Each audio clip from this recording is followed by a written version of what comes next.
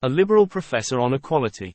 Liberal professor Mr. Tugan Baranovsky is on the warpath against socialism. This time he has approached the question, not from the political and economic angle, but from that of an abstract discussion on equality. Perhaps the professor thought such an abstract discussion more suitable for the religious and philosophical gatherings which he has addressed. If we take socialism, not as an economic theory, but as a living ideal, Mr. Tugan declared, then, undoubtedly, it is associated with the ideal of equality, but equality is a concept that cannot be deduced from experience and reason. This is the reasoning of a liberal scholar who repeats the incredibly trite and threadbare argument that experience and reason clearly prove that men are not equal, yet socialism bases its ideal on equality. Hence, socialism, if you please, is an absurdity which is contrary to experience and reason, and so forth. Mr. Tugan repeats the old trick of the reactionaries, first to misinterpret socialism by making it out to be an absurdity, and then to triumphantly refute the absurdity. When we say that experience and reason prove that men are not equal, we mean by equality in abilities or similarity in physical strength and mental ability. It goes without saying that in this respect men are not equal. No sensible person and no socialist forgets this. But this kind of equality has nothing whatever to do with socialism. If Mr. Tugan is quite unable to think, he is at least able to read. When lie to lake the well-known work of one of the founders of scientific socialism, Frederick Engels, directed against Düring, he would find there a special section explaining the absurdity of imagining that economic equality means anything else than the abolition of classes. But when professors set out to refute socialism, one never knows what to wonder at most, their stupidity, their ignorance, or their unscrupulousness. Since we have Mr. Tugan to deal with, we shall have to start with the rudiments. By political equality social democrats mean equal rights, and by economic equality, as we have already said, they mean the abolition of classes. As for establishing human equality in the sense of equality of strength and abilities, physical and mental, socialists do not even think of such things.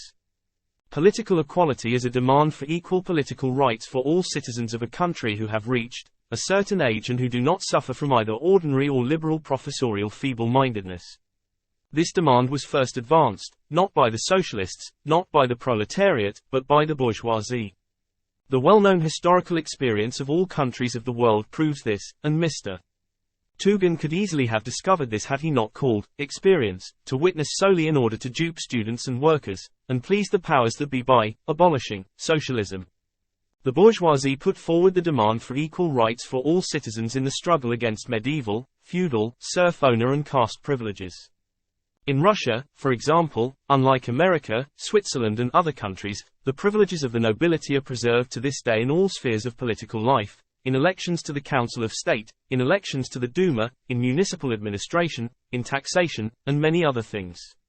Even the most dull-witted and ignorant person can grasp the fact that individual members of the nobility are not equal in physical and mental abilities any more than a people belonging to the tax-paying, base, low-born, or non-privileged peasant class. But in rights all nobles are equal, just as all the peasants are equal in their lack of rights. Does our learned liberal Professor Tugan now understand the difference between equality in the sense of equal rights, and equality in the sense of equal strength and abilities? We shall now deal with economic equality. In the United States of America, as in other advanced countries, there are no medieval privileges. All citizens are equal in political rights. But are they equal as regards their position in social production? No, Mr. Tugan, they are not. Some own land, factories and capital and live on the unpaid labor of the workers. These form an insignificant minority. Others, namely, the vast mass of the population, own no means of production and live only by selling their labor power. These are proletarians. In the United States of America there is no aristocracy, and the bourgeoisie and the proletariat enjoy equal political rights. But they are not equal in class status.